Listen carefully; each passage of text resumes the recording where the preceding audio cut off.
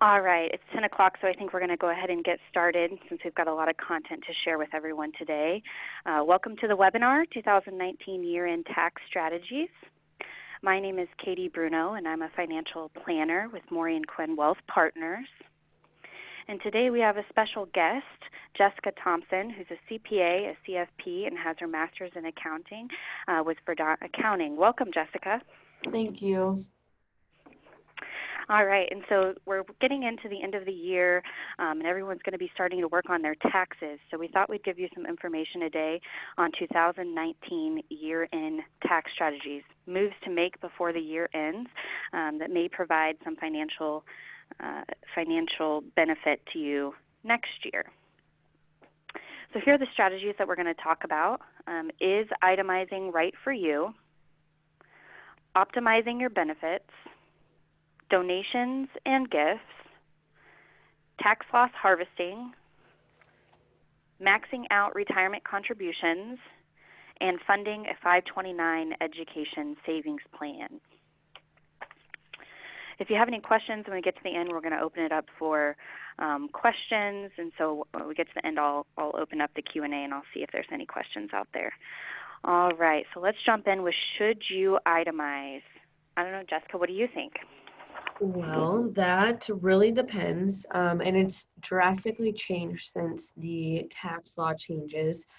So previously, before the changes, most people itemized, especially if you owned a house at all of any size, and even whether you had a mortgage or not, if you owned a house, you typically would itemize because the standard deductions were so small.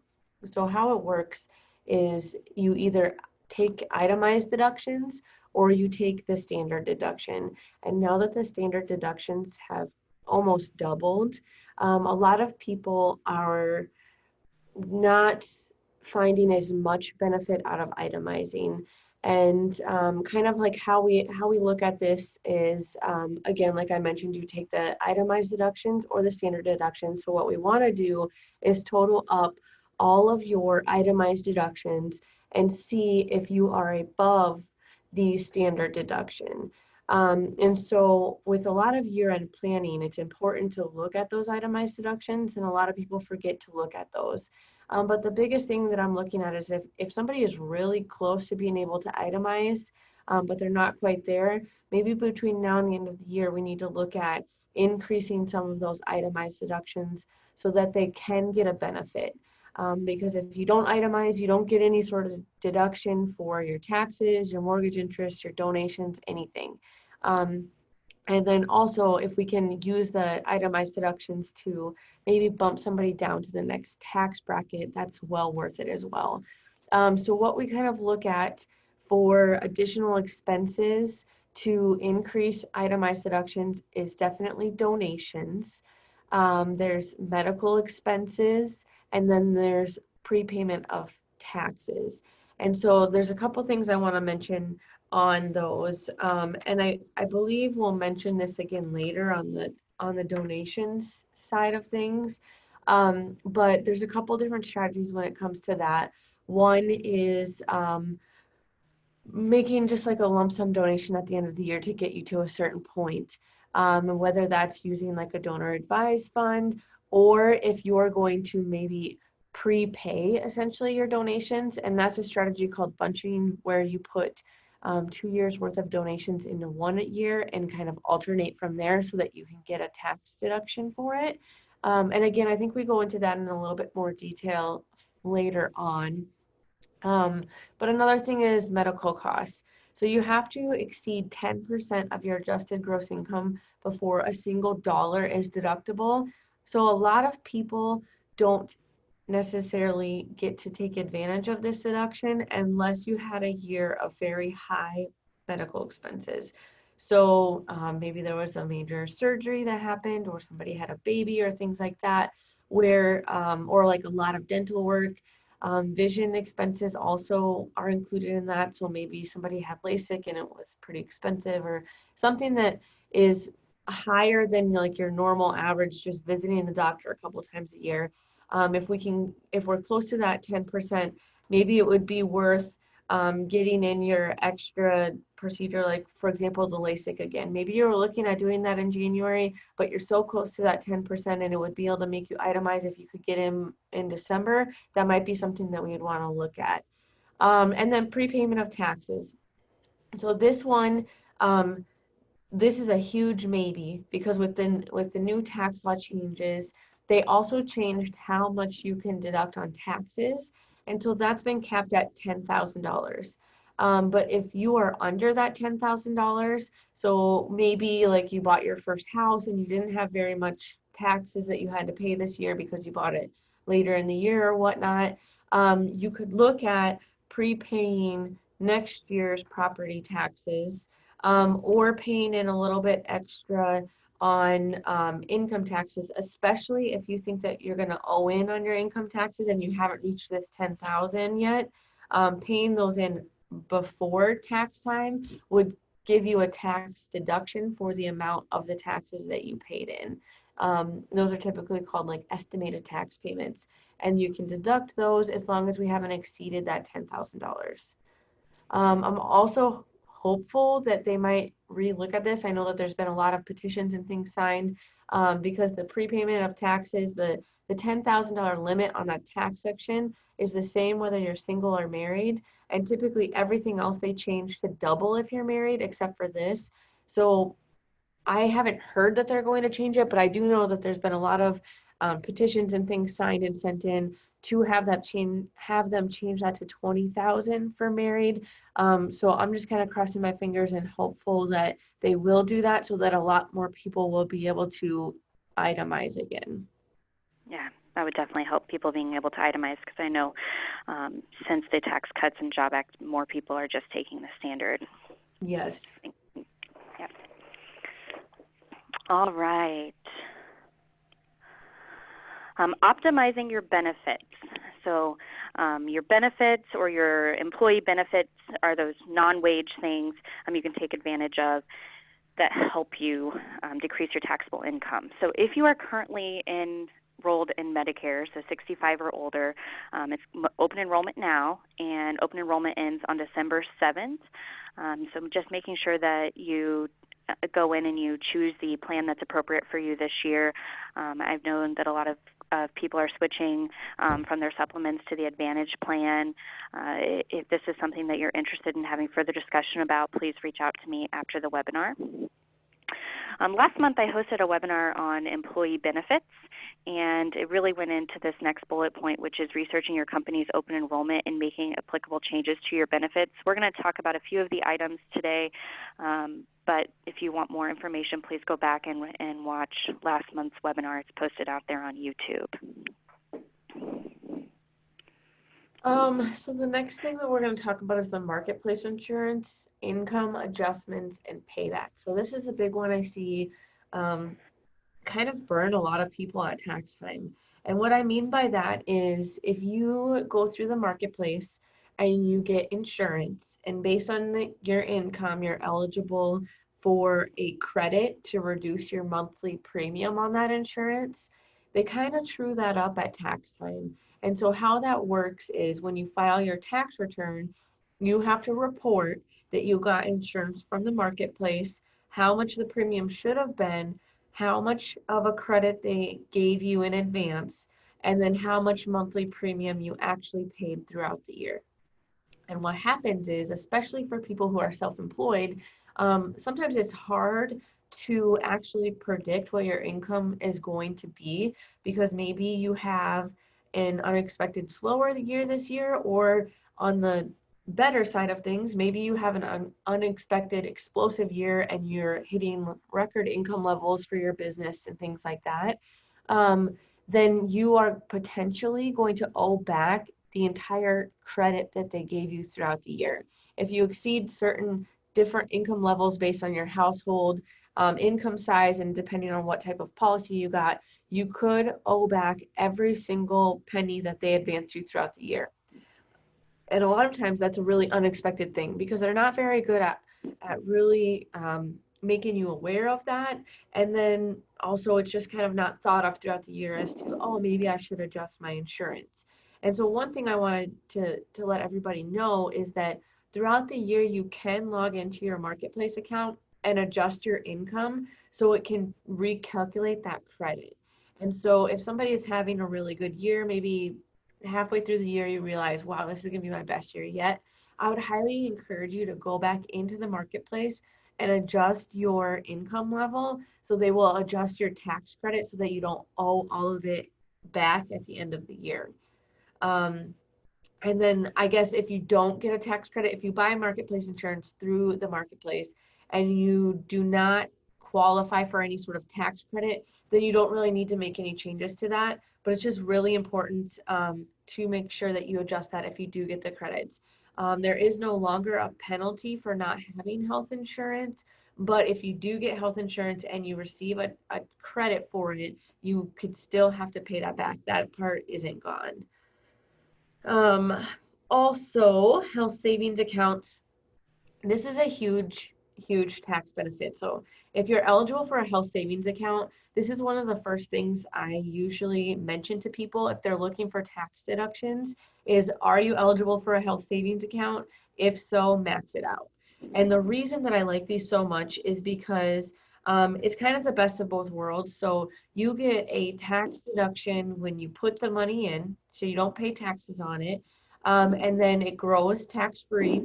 And when you take the money out, it's also tax free as long as you use it for a qualified medical expense. And the list of qualified medical expenses for a health savings account is huge. I mean, you can Google the list and you'll find all these humongous lists of different things that are on there, and it's really easy to spend the money. Even, I mean, you buy stuff when you go to the grocery store or Walmart or Walgreens that are eligible that you probably don't even think about. So if you're looking for a way to save some taxes and maybe you're worried about putting so much money in there, it's really easy to get it back out because you can find excuses and reasons to essentially pay yourself back out of this account um, for the different things that you're already buying anyways. Also, typically you'll get like a debit card, so you can use that card anytime you go to the doctor, the dentist, the eye doctor, a chiropractor, all sorts of different places instead of using your regular debit card or credit card. The way to find out if you're eligible, if you don't know if you're eligible, is you could call the customer service number on the back of your health insurance card and ask them, is my health plan eligible for a health savings account? Otherwise, you can look online and see what the qualifications are each year, and it depends on your deductible and your out-of-pocket max. And they change that a little bit every year, but you can usually find it online. Or if you just want to have somebody tell you for sure, then just call your health insurance, and they should be able to tell you that. The contribution limits change every year. For 2019, the individual is going to be 3,500 annual contribution limit and 7,000 for family. And I get this question a lot, what counts as family? As long as it's you and one other person. So it could be you and a spouse, or you and your child, you and your spouse and your children. As long as there's two people on the insurance, it counts as family. So it has to be you and a family member, whether it's your significant other or your kids. As long as one other person's on there, it counts as the family contribution. Um, Also, these limits are combined for if you file married filing jointly and um, you each have like a family health insurance plan. So maybe like your spouse has one of the kids and you have one of the kids, you can't contribute 14,000. It's a household maximum of 7,000. So you could each do 3,500 then, but you each couldn't do 7,000. Understood. I just want to add a couple things about HSAs too. A lot of times people or a lot of companies are moving to high deductible health plans instead of offering the traditional PPO plan. And so a lot of companies are now actually offering an HSA along with the high deductible health plan, or they're offering you the option of choosing one plan or the other. And I have a lot of clients that often will say, I don't have medical expenses that or $3,500, so I don't put into my HSA. You can actually use these as a retirement savings vehicle. So if you're looking for ways to save, put money away right now and lower your taxable income, this is a great way of maximizing this. Even if you don't plan to use the money, it rolls each year. And once it usually gets to a certain dollar limit, you can invest it, sort of like investing in your 401k. There's different options to choose for investing it. Yes, and it is actually a great tool because a lot of people can use it in retirement for like Medicare premiums, and it's all tax-free when they pay for it out of the health savings account. So you can contribute to the health savings account as long as you're covered by an eligible plan, and then as long as you're working. And then once either one of those is no longer, then you can't contribute, but you can still use the money that you've built up in the plan. It's not a use it or lose it thing. And then once you're no longer eligible to contribute, you can still hold the money in the account and spend it whenever you'd like, as long as it's for the medical expenses. Another thing is the flexible spending accounts. So flexible spending accounts are similar to HSAs, but they have more restrictions on them. So there's two different types of FSAs.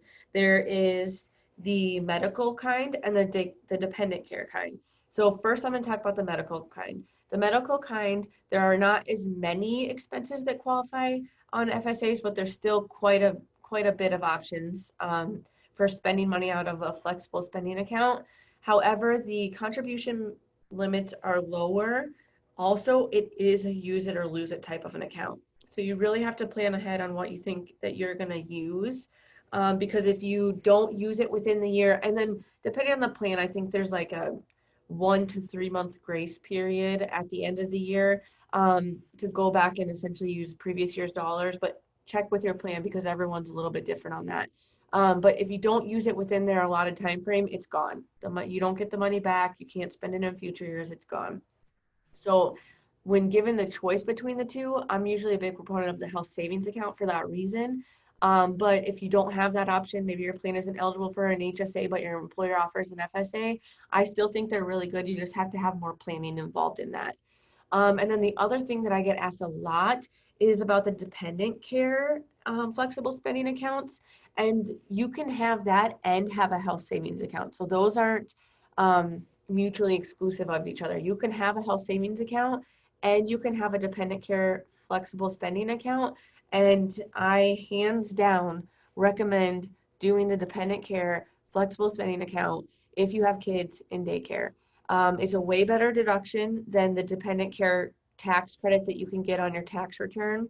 Also, for the calculation on your tax return, it maxes out at $3,000 of daycare expenses, where the dependent care flexible savings account maxes out at $5,000. So if you have one kid, you can qualify more of your daycare expenses under this than you can on your tax credit.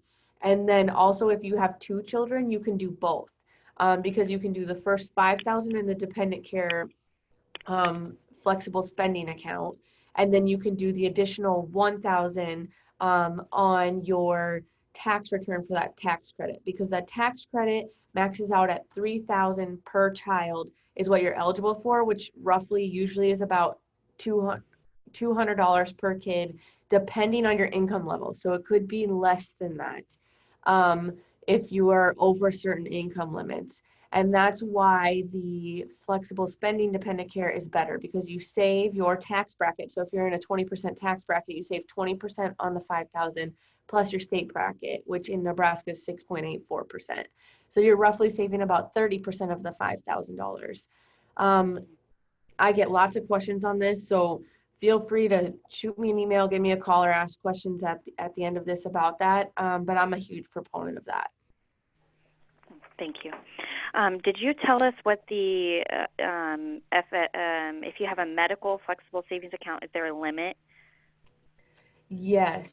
The limit for 2019 is $2,700. Okay. And then again, and that is regardless if you're on a family plan or individual. It's $2,700 no matter what. Okay, great. So on the HSA, you don't have the use or lose it, so you can roll it, and you can put in more to reduce your income. Yep. Mm-hmm. Okay.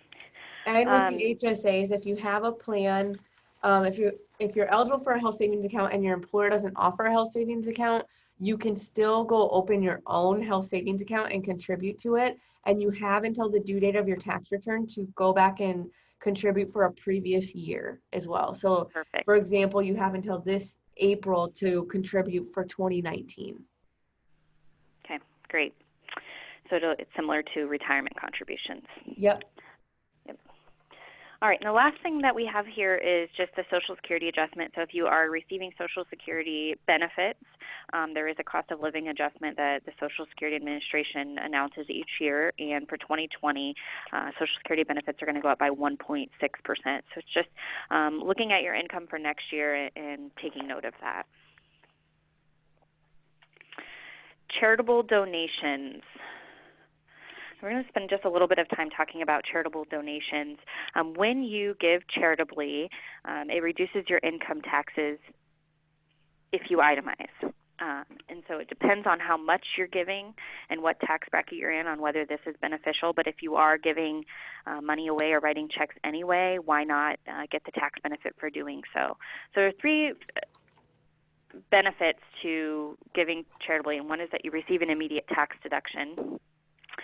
You avoid capital gains tax, and so I'll talk about that here. If you were to give appreciated stock, or maybe you have some investments that have significant gains, you could give the stock away charitably, and you'd avoid paying any capital gains tax on that. And you're reducing your estate taxes. So when you pass away, your estate, depending on the value, may owe taxes. And so by giving away the money while you were alive, you're reducing the estate taxes. So just on the right there, I have a little example. If you were to give a gift of $1,000 and you were in the 25% tax bracket and you were eligible to itemize, so going back to that first slide, you would get a tax savings of $250. Jessica talked about this earlier, but regarding bunching. So if you're giving multiple donations, or maybe you give to your church and you give to your church every year and you give $1,000 every year, but this year you have a really high income, so you could go to the church and say, hey, I'm going to give you $2,000 this year and I'm not going to give next year. Or maybe it's not your church, any charity that you give to. So if you're going to do that, it may make sense if you itemize this year to give multiple sizable donations this year, and that's what we call bunching. And one thing I'll add to that is sometimes people feel bad. They're like, well, my church or the nonprofit that I normally contribute to or donate to throughout the year relies on that. And so what some people do is they will like maybe give their first 1,000 at the beginning of the year, and then the second 1,000 that they normally would give next year, they give maybe in December at the very end of the year, so it's really close to when they would have given it anyways. And then if they give monthly, it's just kind of like advancing the monthly amount, so it's even better that way then, because they normally don't get all the money at once in the beginning of the year and they have to wait for it to come in. Well, if you give it to them December 15th or whatever, they kind of just got an advance on that monthly that they would have got last year. Yeah, true. It's a good idea. Also, if you know that your income is going to drop in the next year or two, so whether your income is really high this year or maybe you're going to be retiring and you're not going to have earned income in the next few years, so there are different reasons that you may want to bunch, it'd be a good idea to email Jessica or sit down with a tax advisor if you have questions on if that makes sense for you. There are multiple ways to give. You can give cash, you can give securities, and then there are more advanced strategies. I'm not going to go into each detail here, but such as setting up a trust to give charitably or a donor-advised fund. So these type of vehicles allow you to get the tax advantage today, but you don't actually have to give the money to the charity or make a decision on which charity the money could go to today. Charitable required minimum distribution. So if you are retired and you've reached 70 and a half, you will be required to take a distribution from your IRA or possibly your 401k, and we call that a required minimum distribution. The government has a formula, or the IRS has a formula that tells you how much you should take out, and it's based on your age and the value of your accounts. You can, if you're trying to keep your income under a certain dollar amount, you can direct this money to go straight to a charitable organization as long as it's a 501c3, and you bypass paying or taking this money in as taxable income.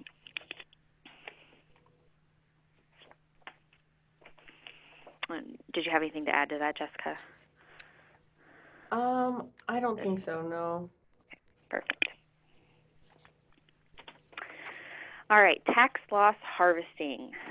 So for those of you who have investment accounts who may have losses in some of your investments, it may be a good time to sell some of your gains to offset it, or the other way around. If you have high gains, you may consider selling securities with losses.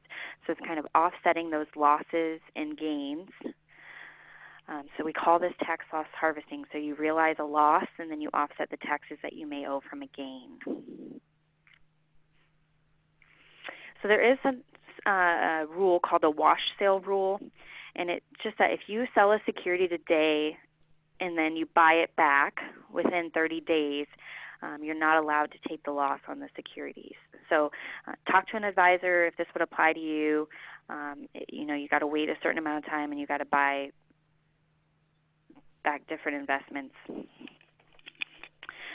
Each year, if you have losses, you are allowed to do some carryover losses. You can only take losses up to $3,000 in any one tax year. So if you have losses that exceed $3,000, you get to carry them over. They're carried over indefinitely. One thing that I see a lot with this that's helpful is like I have some people that have losses that they're carrying over year, and so I try to tell them that and tell them to let their advisor know that if they have any assets that they want to get rid of and they're only holding on to them because they have this huge gain that they don't want to recognize, it's a good way to kind of offset that. So if anybody has, like, I don't know, for example, let's say someone has a $25,000 loss carrying forward, and they have this asset in their investment account that they don't really want to hold on to it anymore, but maybe it's got like $35,000 of capital gains because it's grown so much since they've held it, and they don't want to pay the taxes on that. Well, as long as you still have that $25,000 loss, then you can offset that.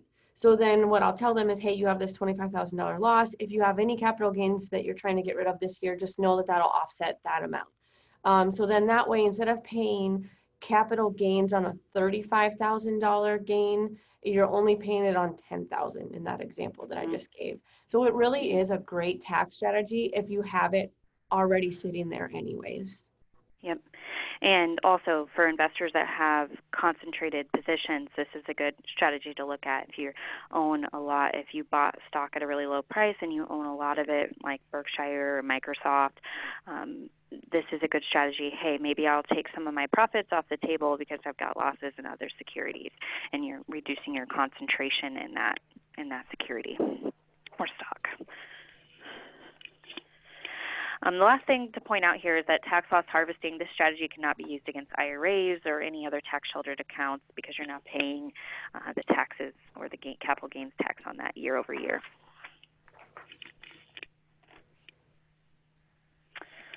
All right, retirement contributions.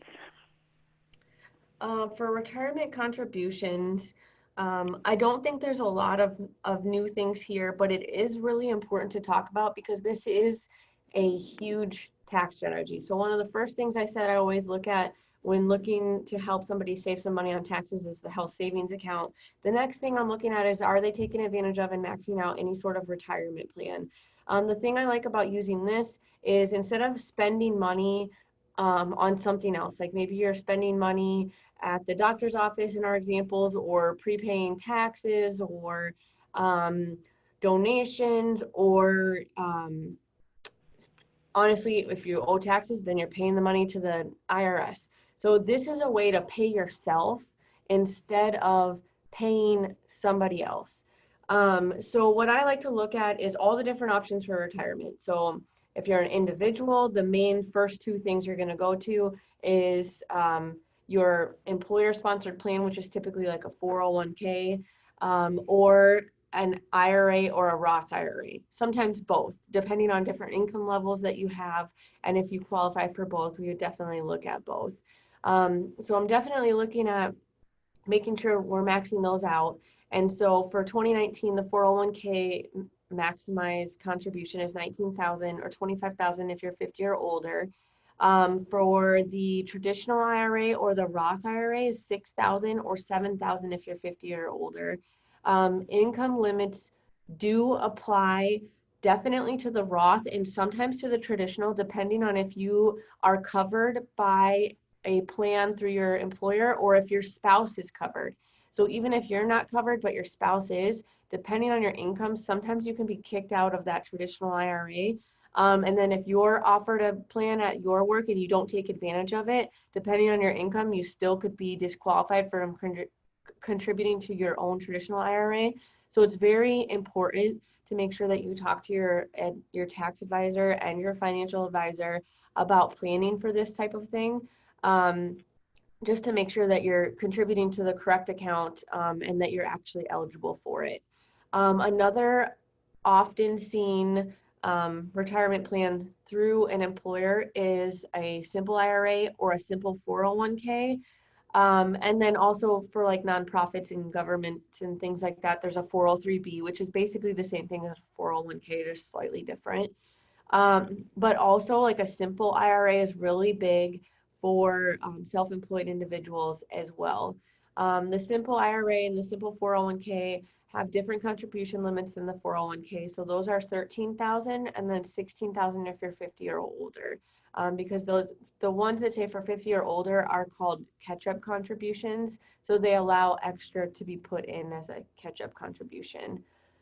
Also, I would say, especially if you have any sort of contract labor income or self-employment income or anything like that, that you report on the side, even if it's just like a crafting business or Uber driver or something like that, I would really talk with your financial advisor and your tax advisor about ways to reduce that income if you're going to have taxable income by maybe saving some money in a essentially business retirement plan.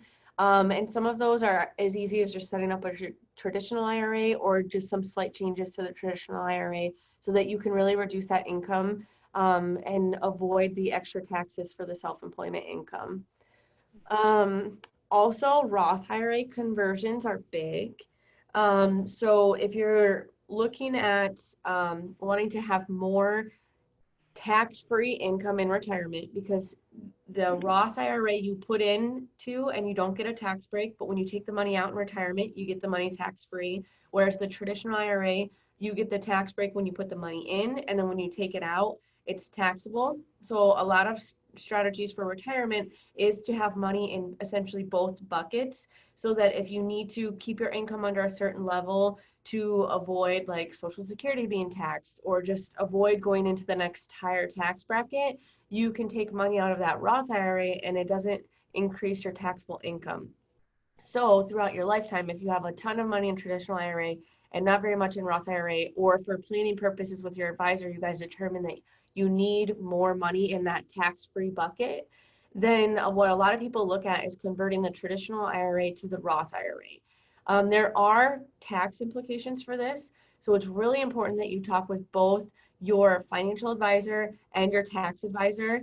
It's best if you can have them on a conference call or together in the same meeting or something so they can really talk about your situation and that you don't have to be the middleman between the two. But it's really important because there's tax implications from converting from a traditional to a Roth. So the year you do the conversion, you'll pay taxes on the money that you convert. And then also there used to be an option to essentially say, oops, I didn't really want to do that, or I now see how much tax implications this has, and I don't want to do this. I want to redo and pretend I didn't do this. Well, the IRS has since changed that with the new tax laws, and you can't do a redo anymore. So it's really important to plan ahead with these and make sure that when you're doing it, you know all of the tax implications and you're ready to do that so that you're not kind of sticker shocked at tax time, because there is no going back and redoing this anymore. All right, good stuff. And I think, yeah, like Jessica said, I'll just echo, it's good to have a team to help you make these decisions, because there's a lot of factors that play into it, and such as what is your income in retirement going to be like, and what's your time frame. It's another important key there. All right, 529 education savings plans. So 529 plans are tax advantage saving plans that allow families to save for qualified education costs. So this is a primary vehicle for saving for college. They are flexible plans, so you can set them, as many up as you can, and you designate a beneficiary, so the person you'd like to give the money to for when they go to school. And then they take this money out when they go to college to pay for tuition, fees, books, supplies, and new with the Tax Cuts and Job Act that you can also pay for secondary school for up to $10,000 a year. So that was a new addition to the 529. So you put the money in, it grows tax deferred, and then you take it out and it's tax free. If the person that you give the money to decides they don't want to go to school, you can change the beneficiary, so it's flexible. Anyone can participate in 529 plans. There's no income limits to this. And the way it works is you go to your financial advisor and you tell them you'd like to set up a 529 plan, and they'll help you. They're offered through several financial institutions. You can put in, so there are gift limits, which regardless of if you're putting the money into a 529 plan or not, if you're giving money to someone, there are gift taxes and gift limits. So you can put in a tax-free gift to up to $15,000 per year. If you're married and you're married filing jointly, it's $30,000 a year. And if you're interested in doing accelerated gifting, so it makes sense to give a large gift in 1 year, you can do up to $75,000, or if you're married filing jointly, $150,000. And then that drags it out. It's a 5-year rule, so that counts as 5 years of contributions. So the money is going to accumulate tax deferred and avoids capital gain taxes when withdrawn for education purposes. So if the person that you're giving the money to decides not to go to school, but you still want them to have the money, when they withdraw the funds, you just pay taxes on the money you earned, capital gains tax. The tax benefit that you would get in the year you put in the money is a state tax deduction, and it varies depending on what state you live in, and you must participate in the state-sponsored plan. So for the state of Nebraska, the state-sponsored plan is the NEST 529 plan, and up to $10,000, you contribute up to $10,000, you get state tax deduction in the state of Nebraska, and that's $10,000 per year. That doesn't matter how many beneficiaries you have. So even if you put $10,000 in for 5 of your grandchildren, it's still $10,000 state tax deduction.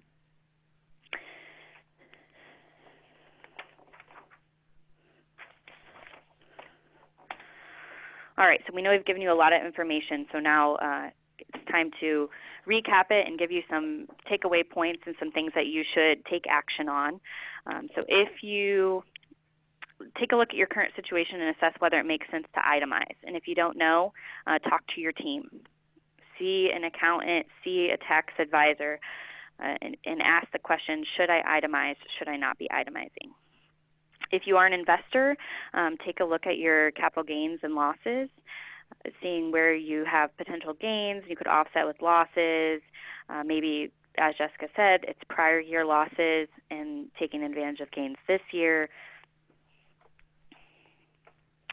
Strategizing your charitable giving and donations. So again, if you're already doing these things, it'd be a good idea to take advantage of the tax benefits, maybe taking a look and seeing if bunching makes sense for you. knowing your deadlines.